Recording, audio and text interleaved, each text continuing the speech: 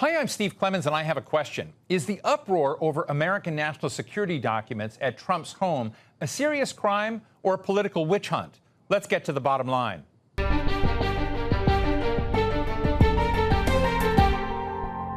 For the first time in American history, the FBI executed a search warrant on the home of a former president last month. The federal agents were retrieving sensitive White House documents from Donald Trump's Mar-a-Lago estate in Florida, some marked as top secret. Now the Justice Department is investigating whether Trump broke the law by keeping them and by obstructing their work by claiming that he returned all the files. Trump says the whole thing has been blown out of proportion to serve the Democratic Party before the midterm elections a few weeks from now. He sued the government, and a judge that he appointed stalled parts of the investigation and authorized an independent third party to filter out materials that Trump has the right to keep private.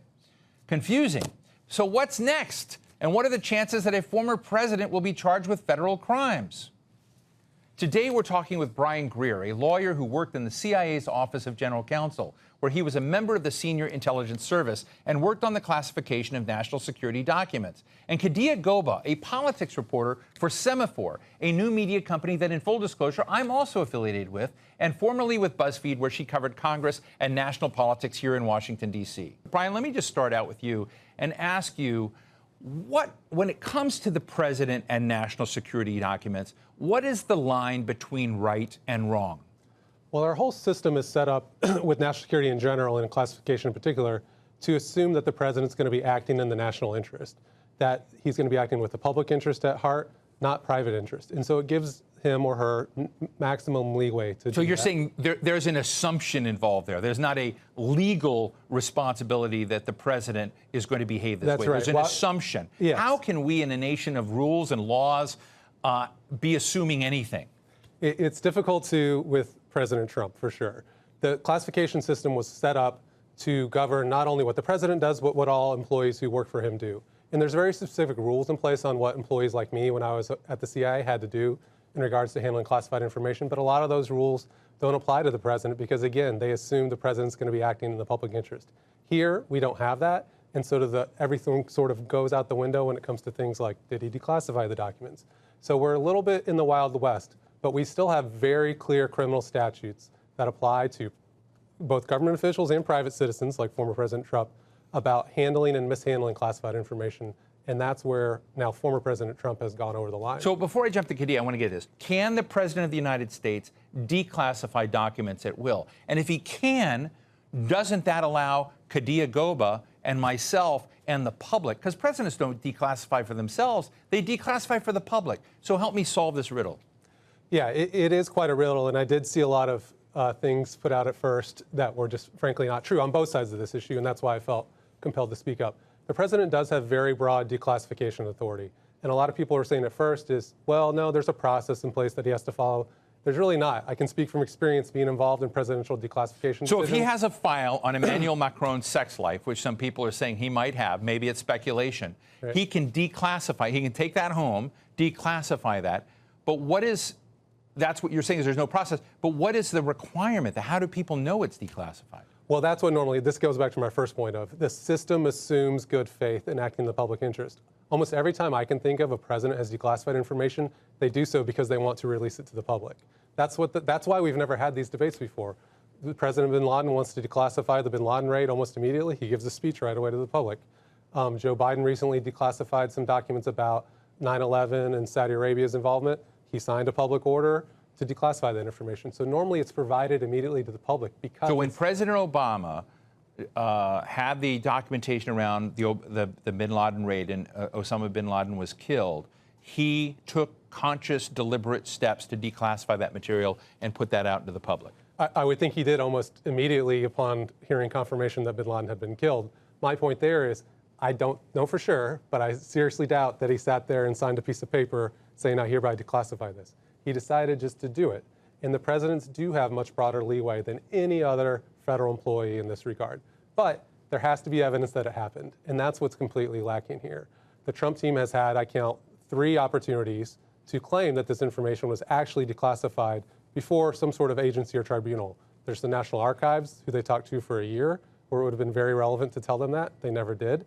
There was the Department of Justice, who they've been talking to since April or May. They never once told them. And then now there's the proceedings before the Judge Cannon in Florida. Never once did they claim that there. Why? Lying to any one of those three individuals is a crime and could get you in quite a bit of trouble. Lying on TV, not a crime. What do you think President Trump may have been doing with it? I mean, we know that President Trump didn't even like getting security briefings. He didn't like intelligence briefings. He was bored by them. And so the notion, that's the first thing I saw, that they found literally hundreds, if not more, classified documents. These were documents that he reportedly, from anyone I talked to on his team, had zero interest in. So what's afoot? Yeah, I mean, that is the million-dollar question here. We don't know that why. The Department of Justice may know that, and that's going to be the key question they want to solve. Just to be clear, for any other federal employee, if you had that many classified documents at your house, and particularly if you had these documents in your house, what would happen to you? Initially, I would certainly get my house searched. That there's no question about that. And then I think they'd quickly try to determine what was my intent, what was my purpose. That volume alone would at least support some sort of inference of malintent and might result in me, as a normal federal employee, receiving charges given the volume and sensitivity of those documents. So I think that standard probably is met here, particularly because he was given 2 opportunities to return them. That's what's key here. So tell us about that, because that's an element here with regard to the issue of declassification, of the president asserting that these documents were treated differently. Earlier, his staff, his lawyers, had signed documents that they had returned everything that they had, and that you made the point in your tweets that they did not say that they had declassified any of these documents. Is that an important part of this story? I think so, for sure, because again, you would, if you're the Trump team, you want to tell that story first to the National Archives, which is the entity that first requested those documents, because you know, if you're smart, that the second they get a classified document in their possession, they're going to go refer it to the Department of Justice for prosecution, which is exactly what happened. So you would have told them. You certainly would have told the Department of Justice, because you would not have wanted all this to transpire. And again, you would convey that to Judge Cannon in Florida, who's overseeing the special master proceedings, because it would be highly relevant to her if there was some question about the classification of these documents. That might be an issue for the special master. We throw these terms, special master.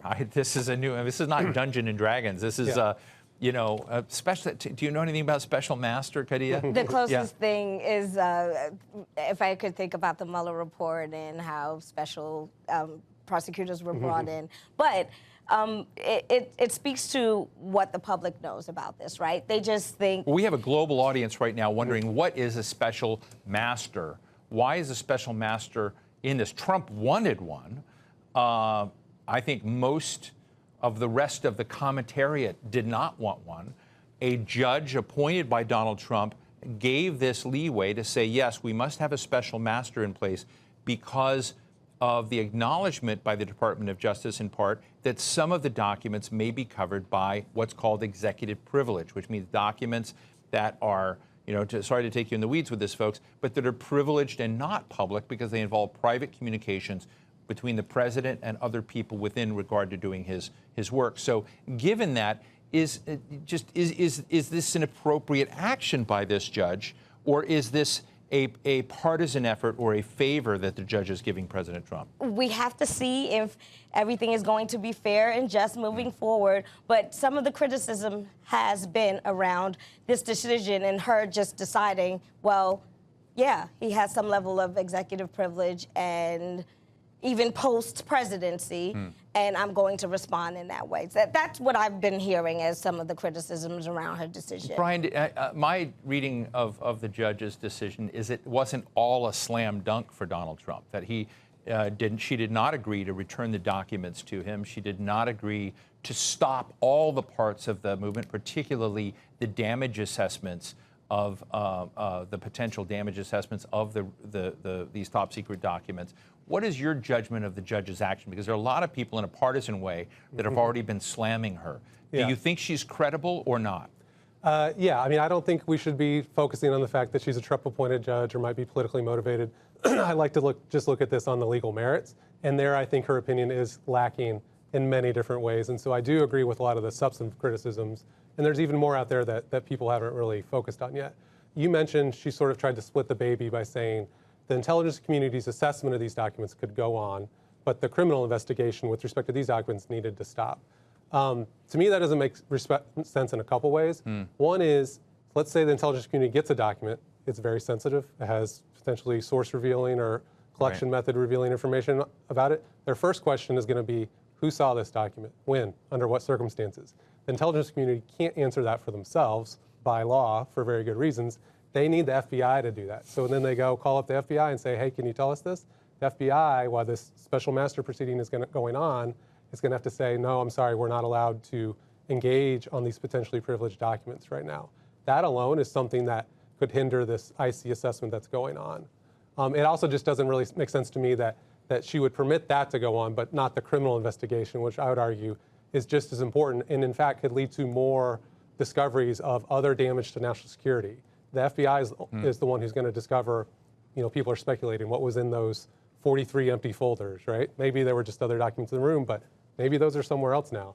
The FBI needs to be able to do its job in maximum leeway going forward. Kadia, recently at the end of August on Fox News, Lindsey Graham made this following statement, said, if there's a prosecution of Donald Trump for mishandling classified information, there'll be riots in the streets. So this is obviously a politically infused moment. It matters not just in the legal sense that Brian is outlining here, but in the way people look at political winners and losers and actions of what's going on. Now, I remember very well when Donald Trump was running for presidency the first time, and the big issues were Hillary's emails and Benghazi and various issues like this. And I'm just interested in how we can have such a voluminous amount of classified information in the private residence of Donald Trump and see many Americans, Lindsey Graham says, are going to go to the streets and protest if he's indicted. What kind of contradictions is the American public holding in its head at the same time? And that mirrors exactly what's the division within the American public, right? Democrats or people on the left are chomping at the bit and think that this is going to be the last straw and this will stop him from going, running for president or get him arrested. So they think this is great? Absolutely. Most Democrats. On the right... And the Republicans said, this is great. And on the right, it's the polar opposite, where they are suggesting this is a witch hunt and that, you even see it, like I said earlier, playing out in the legislative or the congressional, in Congress, where Republicans are already gearing up for next session, 118th Congress, and deciding that they're going to base most of their committees on investigating the Department of Justice or anyone that has persecuted the former president in the past. So this is not changing. What will be interesting is the independents who are just sick of the noise and who don't want to hear about a former president or someone they voted for going to prison or being indicted. And let's not forget, this isn't the only thing that former President Trump is facing right now. So it'll be interesting to see if there's enough fatigue around that where it matters in the midterms. Well, Brian, I know this is a political question, but for a while, Kadia and I were kind of covering the malaise about Donald Trump. We sort of saw Fox News, sort of a home base for a lot of Trump-supporting news watchers, kind of slowly divorcing themselves from Trump. And then this raid happened. It's very hard, if you were to be a novelist or write a great screenplay with a thriller movie, to imagine how you would reverse Donald Trump's growing irrelevance, that fading star, and bring it back, other than having this massive raid on his home. And I'm just interested in the political. I mean, you're being attacked and celebrated all at the same time. But do you feel the right? I mean, we're talking about Donald Trump, and we barely mentioned President Biden. Just Kadia did once. But I mean, we're talking about Donald Trump. He's stealing the air in the room again from every other possibility. What do you feel like this has done to restore the possibilities that he'll return in 2024? Yeah, I would certainly defer to Kadia on this, and you as well. But it's certainly going to put him at the forefront. I mean, it has put him on the forefront. That is all we're talking about today. We're not talking about other economic issues or national security issues. I do think, though, that even though it's given the public an amazing, transparent view on how these investigations work, it's actually really unfortunate that it's playing out in the public the way it is. Criminal investigations should be kept private for very good reason. You don't want to, A, unfairly tarnish someone, but it's important for the Justice Department to be seen as being apolitical, to be allowed to do its work, because they may ultimately conclude this without charging him. In my opinion, while they had no choice but to carry out that search, which obviously did raise the profile a little bit, it's Donald Trump responding who has been the one to ratchet up all the rhetoric, to go to court over this. So he's the one who's, let's not lose track of the fact, he's the one who's making this into a political issue, at least initially, not necessarily the Department of Justice or the Biden administration. So I mean, I'm sure you're in a situation now where your tweets have become so prominent that maybe folks are sending you information covertly or privately to sort of share with you where it's at. I think the thing that really interests me is a tweet that you had that's saying he had a lot of memos that were confidential, that were not top secret. They were just nuanced. Maybe they were Kim Jong-un love letters, whatever it may be, that they were keepsakes or small things, which hasn't really been part of this story very much. I'm interested in the degree of maliciousness. Now, a lot of people who are thinking the worst of President Trump, thinks that he wants to take Macron material and put it in Vladimir Putin's hands so that other people have leverage over global leaders. Right. Now, that, folks, is entirely speculation on other people's parts, not my own. They look at Donald Trump as someone who is not interested in information unless there's a transaction involved. Is there any evidence whatsoever that is out there right now that Donald Trump was a transactionalist with any of this information? Well, we don't know. And, we don't know because we don't know what's behind all these redactions and these documents. Will you hold that up again? These black lines are things we can't read under. Okay, right. Okay. When I was at the CIA, I was someone who would apply and defend. So there's only a heading on that paper, yes. Right? Yeah, okay. When I was at the CIA, I was someone who would apply and defend redactions like these. And one thing I learned from watching sort of public reaction sometimes is people can try to guess what's behind there, but it's difficult to guess, and it's a pretty dangerous game to guess. So I would say it's difficult to know what's behind there, but I think knowing the Department of Justice and knowing even some of these prosecutors, how small C conservative they are, they're not going to stick their neck out. They know what uproar this is going to create.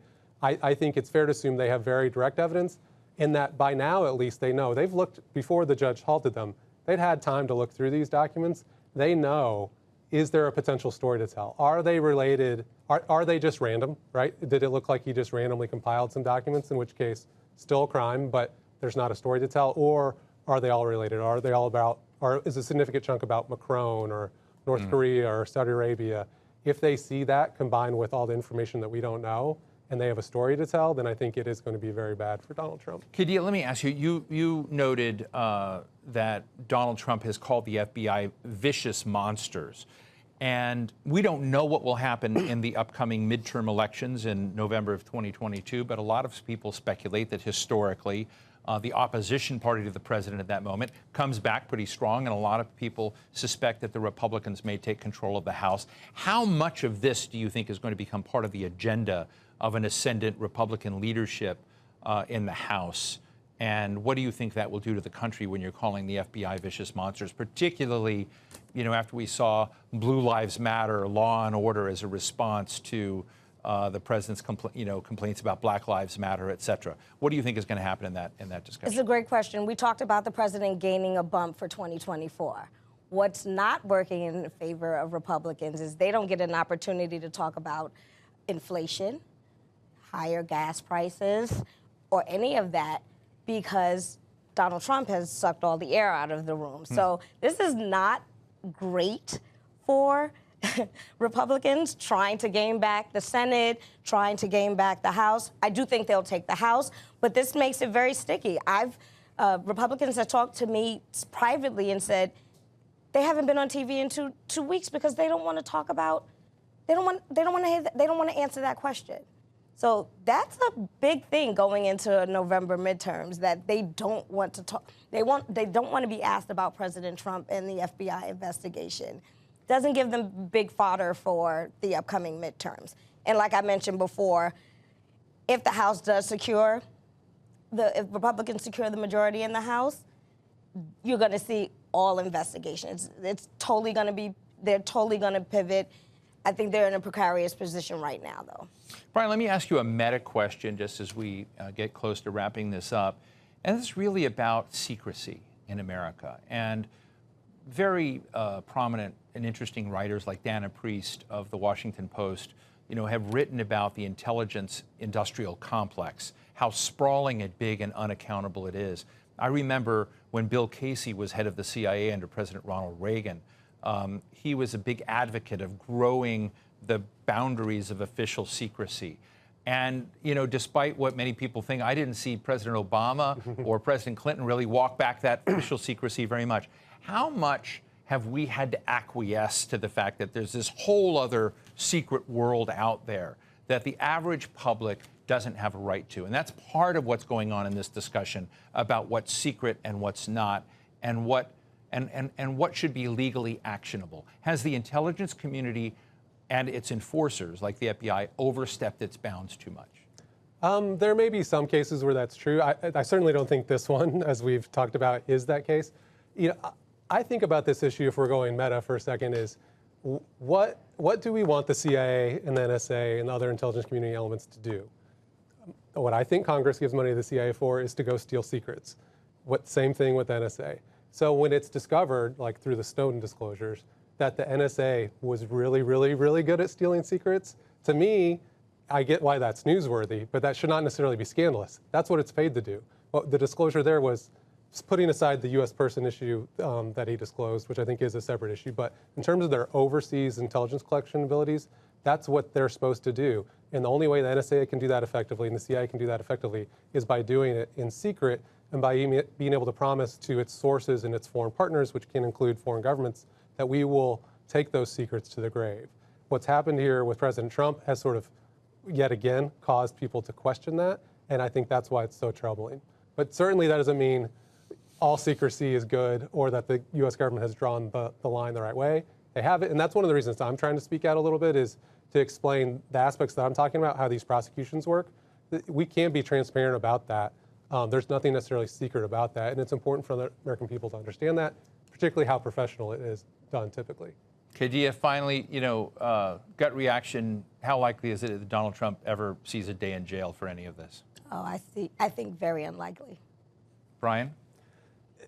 I don't like making predictions. Like I said, if they can tell a story, I think it's much more likely that we'll see charges, but we've also seen numerous senior officials get off in the past. Well, I'd like to thank Brian Greer, former lawyer at the CIA, who handled classification issues there. Thank you so much for joining us. Kadia Goba, political correspondent for Semafor. Congratulations on your new role there. And I'm looking forward to working with you. So thank you both very much for joining us today. So what's the bottom line? The one silver lining in all this drama is it underlines the thing that really makes America strong. No one is above the law. Whether you're the poorest and meekest person in the United States or you're a billionaire and a former president of the nation, you do have rights, but you will also be held accountable if you mess with the law. I'm not sure that former President Donald Trump learned that lesson in elementary school. The fact that he simply took boxes and boxes of documents of the highest classification, some potentially a risk to U.S. national security if they fell into the wrong hands, is still so baffling. Maybe he really believes that the rules don't apply to him. But there are two takeaways here. First is hypocrisy. Trump spent a lot of energy during his campaign accusing Hillary Clinton of being reckless with national security documents. And he made her private email server, that server that sat in her bathtub, famous. And second is, America gives its leaders a huge amount of leeway to do what they need to do. And the law is not black and white for them. Trump is popular for breaking the mold and using his presidential powers, but he also exposed a lot of gray areas that need to be severely diminished. And those are the bottom lines.